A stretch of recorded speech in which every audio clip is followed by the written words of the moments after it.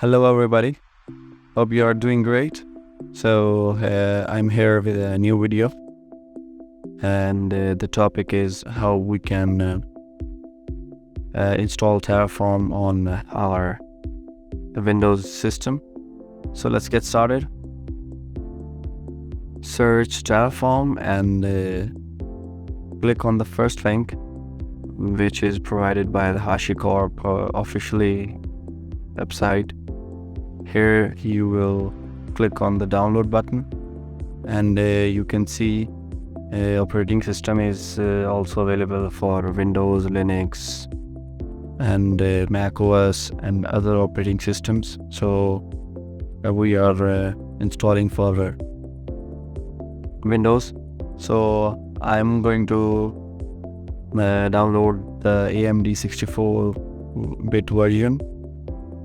Once the download complete, open where you download your software. Now we will extract our file, and we will also specify our path where our extracted file will placed. So in my case, I am creating a new directory in my C drive, as you can see.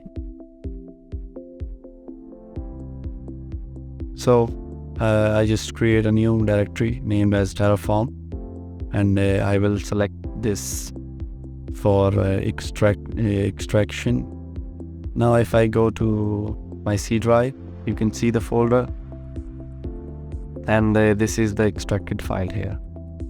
Now it's time to add our path on system's environment variable. So just simply copy your path where your extracted file is, and go to the search bar and search for env, and here you can see environment variables. In path section, we will add a new path for Terraform. Add a new path, and here we will paste our copied path. So that's it. Just hit OK, and our environment variable has been set. Now it's time to check that our Terraform has been installed or not.